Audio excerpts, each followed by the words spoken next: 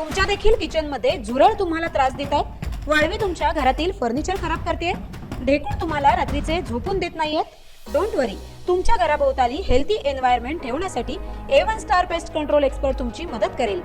आजच इन्स्पेक्शन किंवा सजेशन साठी आम्हाला कॉल करा। A1 star pest control services. नमस्कार, मी श्रावणी दळवी माझे कोकणच्या बातमीपत्रात तुमचे मनपूर्वक स्वागत करते। बातमीपत्राकडे वळण्याआधी पाहूयात महत्त्वाच्या घडामोडी। सामंत बंधूंचे लांजा नगरीत भव्य स्वागत, डीजे ढोल ताशांच्या गजरात कार्यकर्त्यांचा जल्लोष, पुढील 5 वर्षात भरपूर विकास होईल उदय सामंत यांचा विश्वास।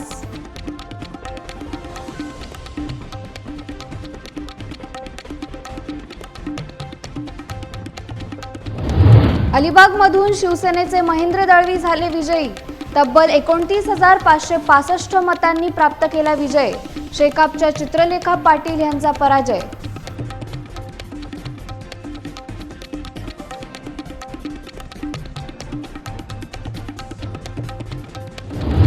पेणमधून भाजपच्या रवींद्र पाटील यांचा विजय, सलग दुसऱ्यांदा आमदार होण्याचा मिळवला मान, कार्यकर्त्यांनी फटाके फोडून केला जल्लोष।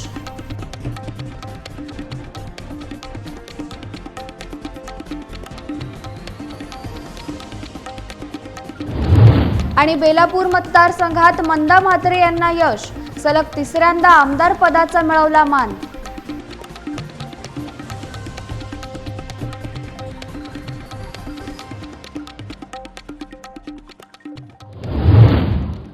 आता पाहूयात सविस्तर वृत्त। काल विधानसभा निवडणुकीचा निकाल लागला असून महायुतीचा विजय झाला आहे। यावर रत्नागिरी मतदारसंघाचे महायुतीचे उमेदवार उदय सामंत यांनी धनुष्यबाण पुन्हा एकदा बाळासाहेब ठाकरे यांचाच अशी प्रतिक्रिया व्यक्त केली आहे। पाहूयात काय म्हणालेत। आपल्याला आठवत असेल, मी निवडणुकीचा ज्यावेळी फॉर्म भरला त्याच वेळी मी असं सांगितलं होतं की महाराष्ट्रामध्ये महायुतीची सत्ता येणार आहे, कारण माननीय एकनाथजी शिंदे, देवेंद्रजी आणि अजितदादांनी केलेली जी विकासात्मक घोडदौड आहे त्याच्यातनं आम्हाला जनता फार मोठ्या पद्धतीनं मतदान करेल हे मी ऑलरेडी सांगितलेलं होतं। आणि त्याचाच एक भाग म्हणून आज आम्ही 200च्या पुढं गेलेलो आहोत। आम्ही फक्त 200 पारची घोषणा केली नव्हती, तर 200 पार आम्ही करून दाखवलेले आहेत। आणि रत्नागिरी जिल्ह्यामध्ये देखील एक जागा फक्त मागे पुढे चाललेली आहे, परंतु 4ही जागा म्हणजे मी 17व्या फेरीनंतर जवळजवळ 30,000 मतांना पुढे आहे। पोस्टलला 2200 पैकी 1700 मतं मला पडलेली आहेत। त्याच्यानंतर स्कॅनिंगची जी मतं आहेत त्यातली देखील 70% मतं ही मला पडलेली आहेत। त्याच्यानंतर अपंग आणि ज्येष्ठ नागरिकांचं जे मतदान आहे त्याच्यामध्ये देखील 70% पेक्षा जास्त महायुती आहे। माझे मोठे बंधू राजापूरला निवडणूक लढवत आहेत, ते देखील मोठ्या फरकानं लीडला आहेत। तिकडे योगेश कदम देखील लीडला आहेत, शेखर निकम देखील लीडला आहेत आणि गुहागरची जागा देखील आम्ही अपेक्षित धरलेली आहे। पण ओव्हरऑल कोकणामध्ये पुन्हा एकदा कोकण हा वंदनीय बाळासाहेबांच्या धनुष्यबाणाचा आणि महायुतीचा आहे हे सिद्ध होतंय। निवडणुकीत विजय संपादन केलेले किरण सामंत आणि उदय सामंत यांचे लांजा नगरीत भव्य स्वागत करण्यात आले। दोन्ही भावांनी गळाभेट घेत एकमेकांना शुभेच्छा दिल्या, तर किरण सामंत आणि उदय सामंत यांचे JCB मधून फुलांनी उधळण करण्यात आली। डीजे ढोल ताशे आणि फटाक्यांच्या आतिषबाजीमध्ये विजय साजरा करण्यात आला। यावेळी उदय सामंत आणि किरण सामंत यांनी मतदारांचे विशेष आभार मानले। रत्नागिरी मतदारसंघात मी जसा 2004 नंतर विश्वास संपादन केला त्याच्यापेक्षा 1000 पटीने विश्वास माझे ज्येष्ठ बंधू या मतदारसंघात संपादन करतील व पुढच्या 5 वर्षांनंतर त्यांच्या विरोधात फॉर्म भरायला कोणी धावणार नाही इतकी विकास कामे होतील असा विश्वास उदय सामंत यांनी व्यक्त केलाय।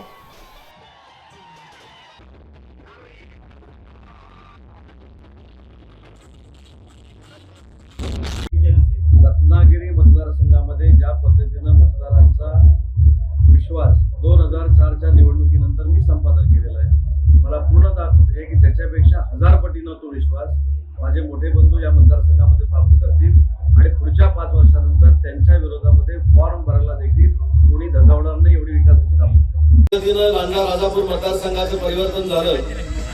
मी मतदारांना तर धन्यवाद देतोच, परंतु आमच्या दोघांच्या वतीनं शब्द देतो की पुढच्या 5 वर्षानंतर महिलांच्या समोर उमेदवारीचा अर्ज दाखल करण्याचं धाडस देखील विकासात्मक ताकद त्या संपूर्ण मतदारसंघामध्ये आम्ही उभी करू आणि एकच आपल्याला सांगतो की आमदार नसताना 6 महिन्यामध्ये विकासात्मक कायापालट झालेला आपण लांजा राजापूरचा बघितला आहे. अलिबाग तालुक्यात शेकापला सुरुंग लावण्याचे काम महेंद्र दळवी यांनी दुसऱ्यांदा करून दाखवले आहे. शिंदे गटाचे महेंद्र दळवी हे तब्बल 29,565 मतांनी निवडून आले असून शेकापचे सर्वेसर्वा जयंत पाटील यांची सून चित्रलेखा पाटील यांना मोठा पराभव पत्करावा लागलाय. अलिबागचा गड महायुतीने राखल्याने कार्यकर्त्यांमध्ये जल्लोषाचे वातावरण निर्माण झाले आहे. अलिबागमध्ये बंडखोर नेते छोट्टम शेट यांनी देखील आमदार महेंद्र दळवी यांच्यासमोर आव्हान उभे केले होते. मात्र महेंद्र दळवींनी सगळ्यांचे अनुमान खोटे ठरवत विजेतेपदावर आपले नाव करून अलिबाग आपलाच बालेकिल्ला असल्याचे स्पष्ट केले आहे.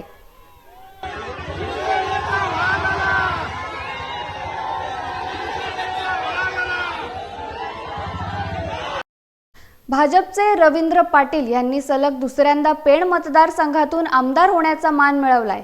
त्यांच्या विजयानंतर कार्यकर्त्यांनी फटाके फोडून आणि ढोल ताशांच्या ठेक्यावर ताल धरत जल्लोष केलाय. या विजयामुळे पेण तालुक्यात भाजप कार्यकर्त्यांचा उत्साह जबरदस्त वाढला आहे.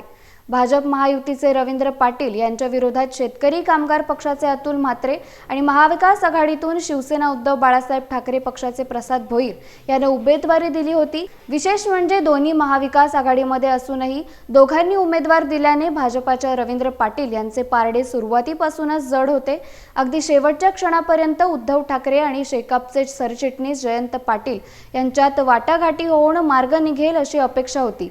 प्रत्यक्षात तसे काहीही झाले नाही. अखेर अपेक्षाप्रमाणे भाजपाचा विजय झाला असून कार्यकर्ते आनंद साजरा करत आहेत.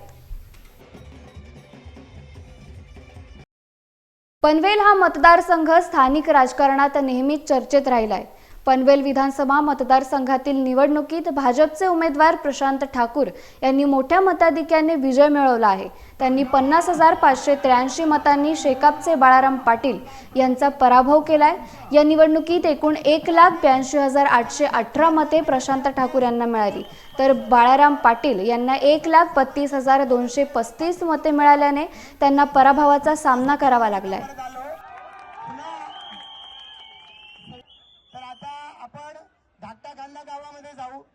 बेलापूर विधानसभा मतदारसंघातील भाजपा आमदार मंदा म्हात्रे यांनी निवडणुकीत विजय मिळवून पुन्हा एकदा आमदार पदाची धुरा सांभाळली आहे.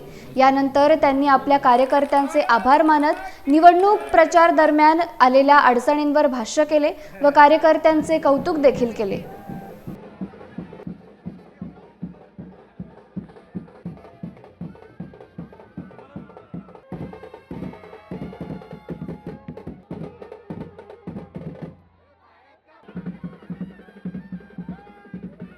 सर्वप्रथम नवी मुंबईची जनता, नागरिक, महिला, ज्येष्ठ नागरिक बंधू भगिनींना मी हा माझा जो विजय झालेला आहे तो समर्पित करत आहे. गेले 3 वेळा त्यांनी मला निवडून येण्याची संधी दिली. अटीतटीचा सामना असताना ते माझ्या पाठीमागे ठामपणे इथली जनता जी उभी राहिली त्यावेळी सर्वप्रथम मी इथल्या जनतेला नमन करते आणि मनापासून धन्यवाद बोलते की त्यांनी मला समजून घेण्याचा प्रयत्न केला, माझ्या कामाला समजून घेण्याचा प्रयत्न केला.